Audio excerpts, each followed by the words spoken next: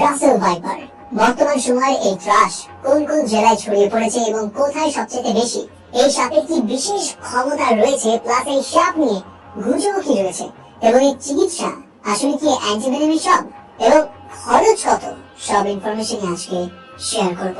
সারা দেশে আতঙ্কের নাম রাসেল ভাইপার বা চন্দ্রবোড়া। এই সাপ ইতিমধ্যেই 28টি জেলায় ছড়িয়ে পড়েছে এবং সবাইকে সচেতন হওয়ার পরামর্শ দিয়েছে স্বাস্থ্যমন্ত্রী ডক্টর শ্যামন্ত লাল সেন। আমাদের দেশে 104 প্রজাতি সাপের মধ্যে 30 প্রজাতি বিষধর এবং বিষধর সাপ হিসেব করলে রাসেল ভাইপার বিশ্বে পঞ্চম স্থানে থাকলেও হিংস্রতা এবং আক্রমণের দিক থেকে রয়েছে প্রথম অবস্থানে।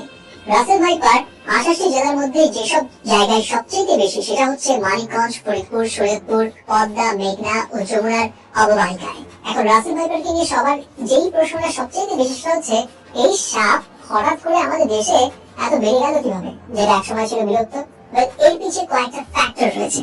নাম্বার 1, 1990 সাল পর্যন্ত আমাদের দেশের কৃষি জমিতে কৃষকেরা সাধারণত একটা থেকে দুটো শস্যের চাষ করত পুরো বছর জুড়ে। বাকি সময়গুলোতে পানির অভাবে ফসলি জমি খালি পড়ে থাকতো।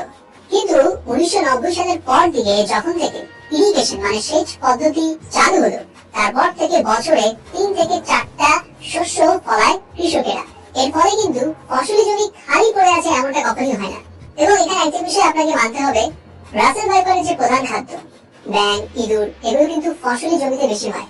সারা বছর যখন ফসল থাকে তখন ইঁদুর, ব্যাঙের প্রভাব বেশি থাকে, যার কারণে এই সাপ প্রচুর পরিমাণে খাদ্য পাচ্ছে নিজের বংশ বিস্তার বা নিজেকে টিকিয়ে রাখার জন্য। এছাড়া আপনাকে আরেকটা বিষয় এই ব্যাপারে জানতে হবে, সেটা হচ্ছে অন্যান্য সাপ যেমন একটু গভীর জঙ্গলে বা আড়ে থাকতে পছন্দ করে, সেই জায়গায় রাসেল ভাইপার কিন্তু ইউজুয়ালি মাঠ টাইপ জায়গা মানে খোলা জায়গা এবং ঝোপঝাড় এমন জায়গায় থাকতে বেশি স্বাচ্ছন্দ্য বোধ করে।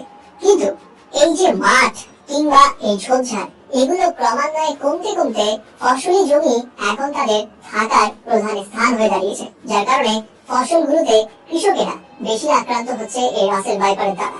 এবং এটা নিয়ে আরেকটা সারপ্রাইজিং ফ্যাক্ট যেটা রয়েছে সেটা হলো, অনেকেই যারা এই সাপ নিয়ে কাজ করে আসছে তাদের অনেকের মতামত হচ্ছে রাসেল ভাইপার ডিম পায় না ঠিক আছে, ডিরেক্ট বাচ্চা দিয়ে দেয়, কিন্তু তার পেটের ভিতরেই সে কিন্তু ডিমের তা দিয়ে থাকে এবং ওই সময় রাসেল ভাইপার ডিসাইড করতে পারে তার সন্তান ছেলে হবে নাকি মেয়ে হবে। মানে এই ক্ষমতা নাকি রাসেল ভাইপারের রয়েছে, এমনটা অনেকে মতামত দিয়ে থাকে।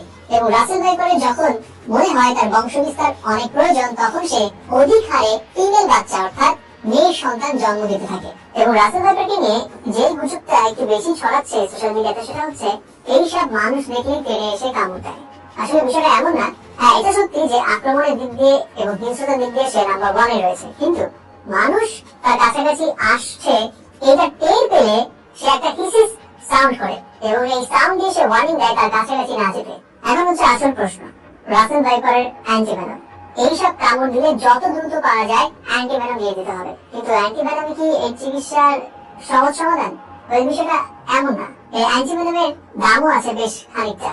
রাসেল ভাইপার কামড়ে সাধারণত 4 থেকে 5 ডোজে অ্যান্টিভেনম দিতে হয় এবং যেটার টোটাল কস্ট দাঁড়ায় প্রায় 40 থেকে 50 হাজার টাকারও বেশি। এবং শুধু অ্যান্টিভেনম দিলেই হয় না, ডায়ালাইসিসও করতে হয় এই সাপ কামড় দিলে। যাই হোক, সব কথা শেষ কথা, যেহেতু এটা আমাদের দেশে এখন ছড়িয়ে পড়েছে, আমাদেরকে একটু সতর্ক থাকতে হবে। ফসলি জমিতে গামবুট পরে সবাইকে চলাচলের নির্দেশ দেওয়া হয়েছে এবং সাধারণ মানুষদেরকে ঝোপঝাড় বা অপরিষ্কার জায়গা কিছুটা এড়িয়ে চলতে হবে। এনিওয়ে ভিউয়ার্স, আপনাদের এলাকায় বা আপনাদের জায়গাতে এখন পর্যন্ত রাসেল ভাইপারের দেখা মিলেছে কিনা জানিয়ে দিন এখানে।